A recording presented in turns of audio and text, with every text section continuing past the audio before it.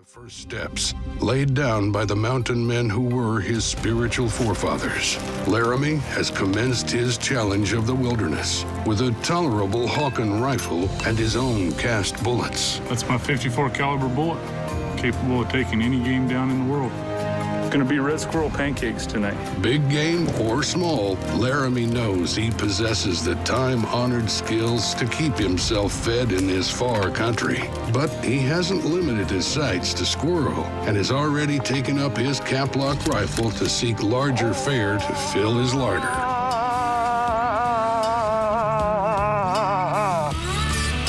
Among the many things that Laramie knows is the language of the animals.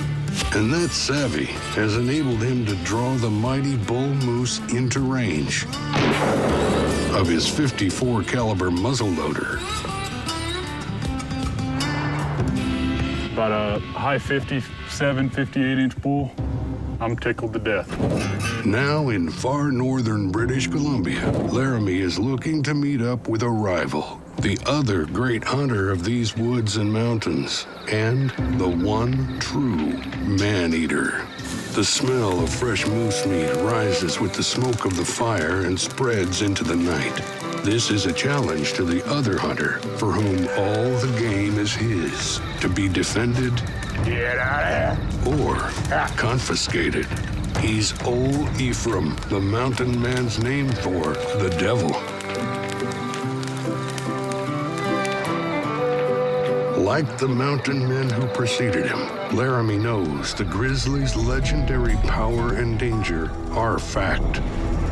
His scalp ripped from his skull, a leg snapped by crushing jaws, exposed ribs showing white through his torn side, young Hugh Glass lies seemingly lifeless beneath the carcass of the grizzly he's fought to the death with his knife. Seeing no hope, two fellow mountain men leave him in a shallow grave wrapped in the bear hide. For 2 nights and a day, Glass lies unconscious. Coming to at last, he sets his own broken leg. His one chance, the Cheyenne River, 100 miles away. Summoning all his will, Glass begins to crawl. Now, with a lone bullet in his Hawken rifle, Laramie's ready for his own appointed meeting with old Ephraim.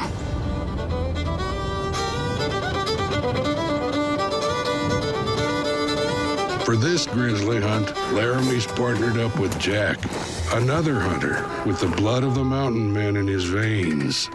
Look right here, you can see where a bear's been rubbing. They got some hair. It's shiny, got, the black marks on the top, and then there's a bite mark here about 7 foot.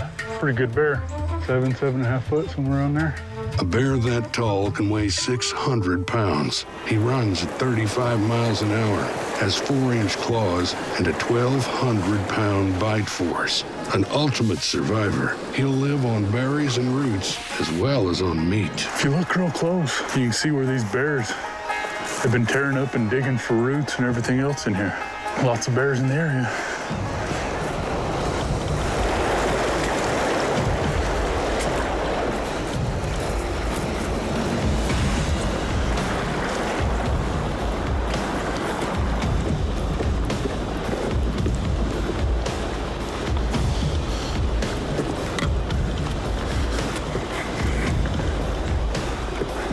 Grizzly country's no easier to travel in than sheep country.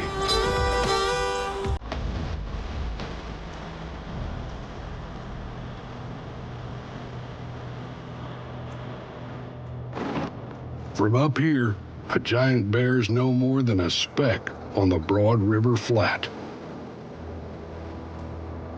Got a really big bear over here. He's just feeding on these berry bushes along the bottom.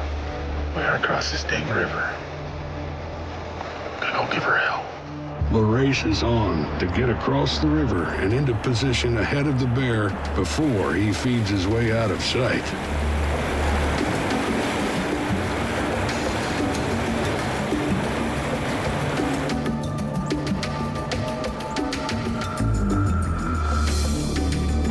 In these willows, even the biggest of bears can vanish like mist on the wind.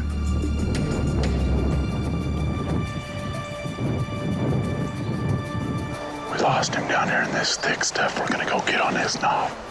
Look down, see if we can't locate him again.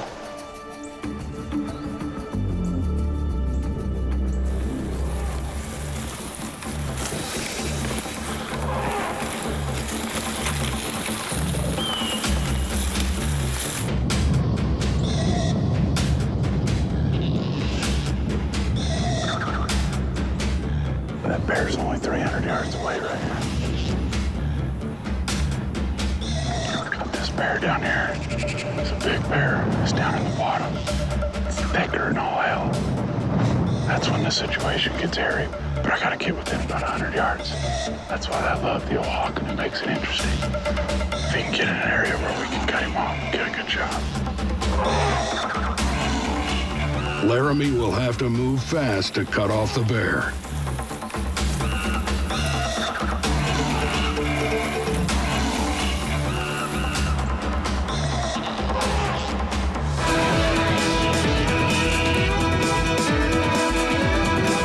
Big bear up on the hill.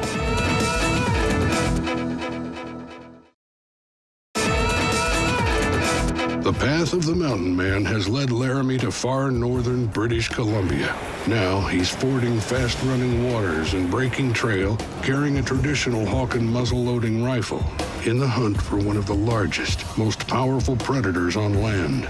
Laramie's pushing through thick brush as he's ready to come face to face with the silver-tipped grizzly bear. There he is looking at us. It's a different bear.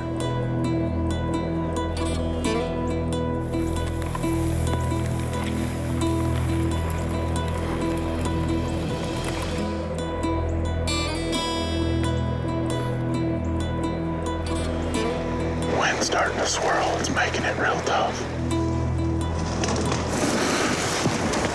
Well, we spotted that big bear down in the bottom. It was just feeding on the soap berries in the bottom. Circled around, got in a perfect spot.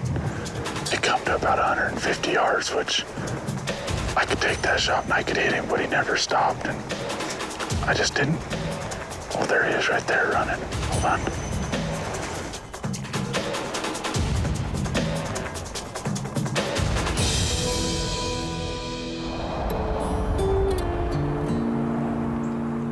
The spectacular beauty of the country does not alter the fact that at times you have to claw your survival out of it. Right here we got a real good beaver run. They're moving from the river to this little slough, and so what I'm gonna do is I'm gonna set a conibear trap right off into this little slough area just right off. I'm gonna set another lake hole trap. Hopefully we can catch two beavers at once.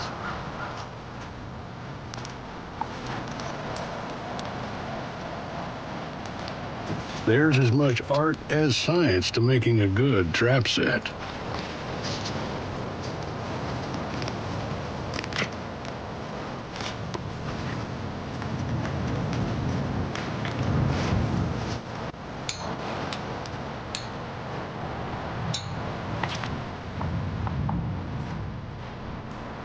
Done right, the result will be an instant, humane kill.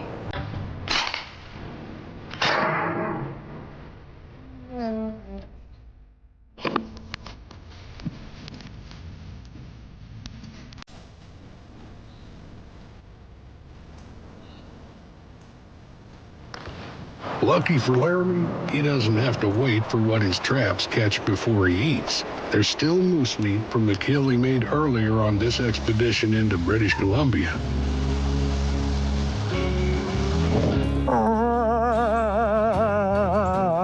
Imitating a cow moose, he called in a lovesick bull, and the one shot from his hawken brought down a trophy book animal.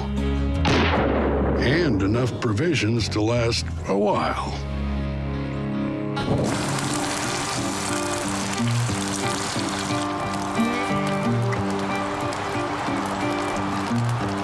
A meal of moose would have been a godsend for mountain man Hugh Glass when he met the grizzly on the high plains and paid the price.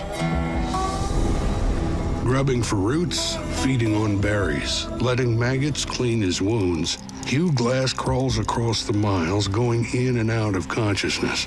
Waking once, he finds a grizzly lapping blood from his skin. Later, he somehow drives off a pair of wolves from a buffalo calf carcass and gorges on the raw flesh. Strengthened, he completes his 100-mile crawl to the Cheyenne River and lashes up a raft. Now, he lets the current carry him to the Missouri and down to Fort Kiowa. Considered one of the most remarkable treks in history, Glass's 200-mile odyssey takes 2 months. The saga of Hugh Glass is etched into the DNA of Laramie Miller, and he knows what he'll be up against when it's time for him to stare down a grizzly.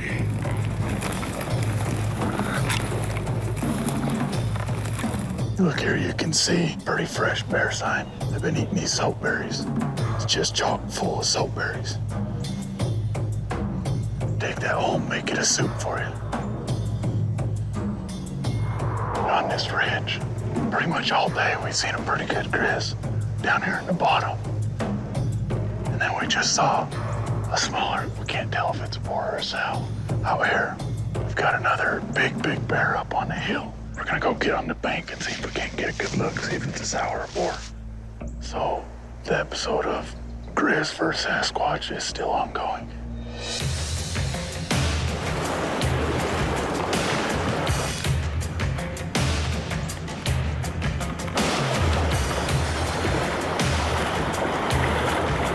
Got the wind blowing downwind. We're gonna try to circle around and hopefully he walks right to us.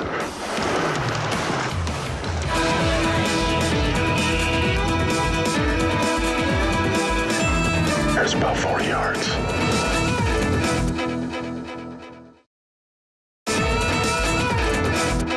The animal most feared and respected by the mountain men, famed for its fierceness and power, the object of Laramie's quest in the North Country of British Columbia. Here, Laramie brings his traditional skills. The hunt continues across the vast and rugged landscape.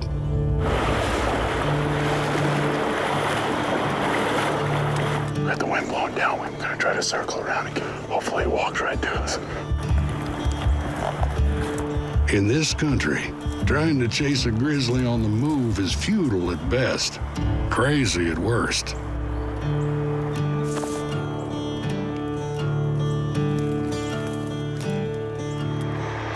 We had that big bear right down here in the bottom, we figured. He was heading this north real fast, figured to try to circle around in front of him. He pulled a Houdini on us.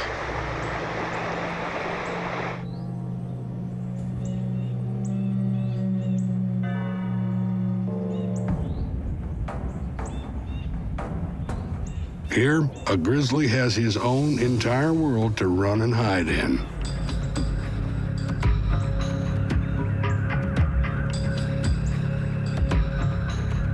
And grizzlies, they love to feed on flats like this. You got a lot of fish spawning down in these creeks, but you got the big sandbars where they can drag them fish up on the sandbars. You got tons of soap berries going along, which is one of the bear's main diets.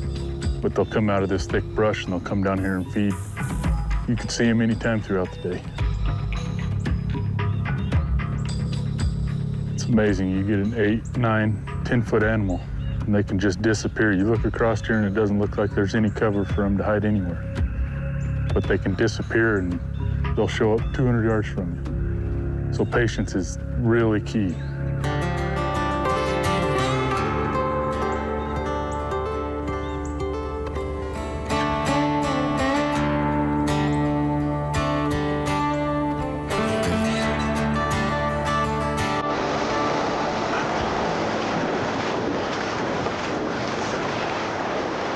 This would be a great place for them bears to stay out of the rain. They got all kinds of berries. That's what these bears are eating. Soap berry. It's bitter. They're very bitter.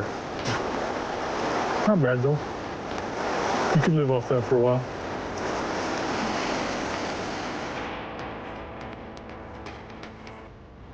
What looks like play is a serious grizzly technique for spotting small animals. Once again, the land draws a cloak over the grizzly bear.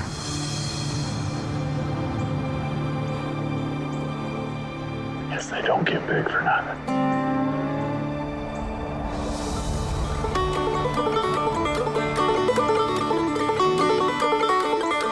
As the bear continues to elude Laramie, his trap has borne fruit from the river.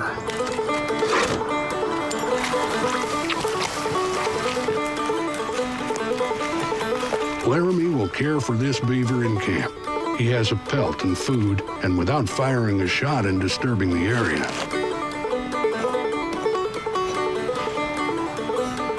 For all the care Laramie's taking with skinning and fleshing and butchering this beaver, there's nonetheless one part that ranks as not so much. I'm gonna cut off this beaver tail so that I can use it for bait.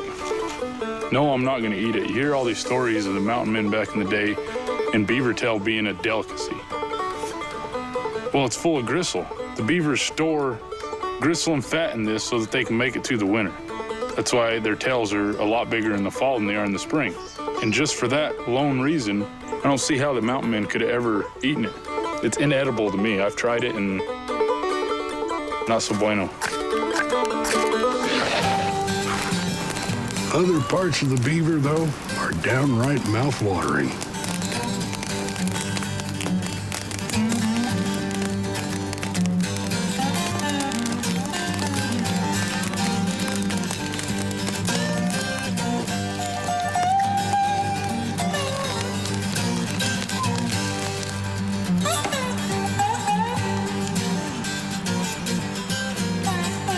Now that's some fine haunch of beaver.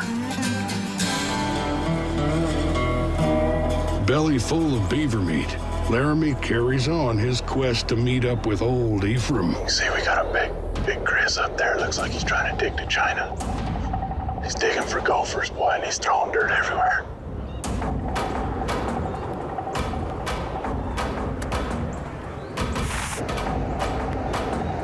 Bear and Laramie are now on a collision course. We got a bear right out here in the flat. I'm gonna go check, see if it's a sour boar. Pretty good sized bear.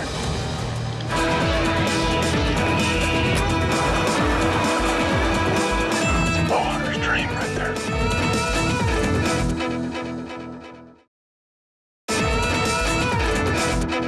Bring me men to match my mountains, the poet wrote. Men to match the grizzly that walks the trails here.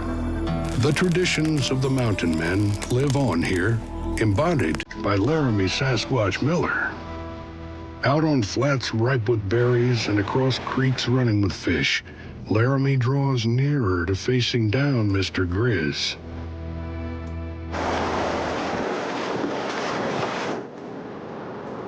He's digging for gophers, boy, and he's throwing dirt everywhere.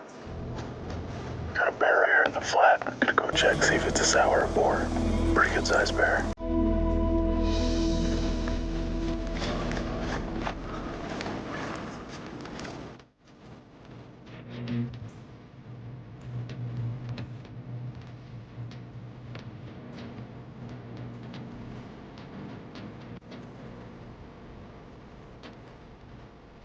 Looks like a sow. I'm gonna double check. Laramie's Hawk and Plains rifle was the long-range hunting weapon of its day. That was in the 1820s. And then, as now, a hunter with a Hawken needed to get within 150 yards or closer to ensure an accurate shot. But at that range, there's no problem identifying the animal if the weather cooperates.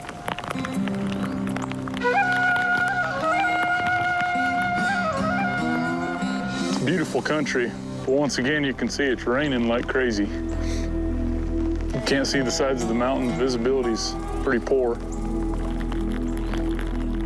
At least the rain will quiet Laramie's stalk through the willows toward the grizzly.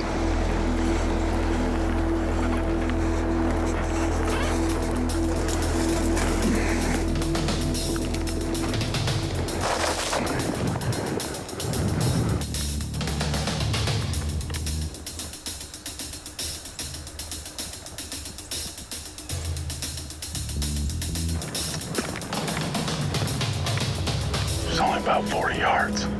Only 40 yards in point-blank Hawken range, but the beast might as well be at a mile. That's exactly what you want right there. It's about 40 yards. It's a bow hunter's dream if it was a good blower. Too bet it's a sow. Big enough to be a boar. I'm just a 7-foot bear. But I can't see nothing hanging. That's the thing about these bears is I don't care how good you think you are, you never know 100% for sure until you get, up close within 50 yards. And you can look at the color and size of the head always helps, but it's never a guarantee. Like you look at that one right there, I would have bet money she was a boar, but nope. I'm gonna back out of here real slowly, and she knows we're here. She just don't care. She's feeding. But I don't want to risk making her mad because it could get ugly really quick.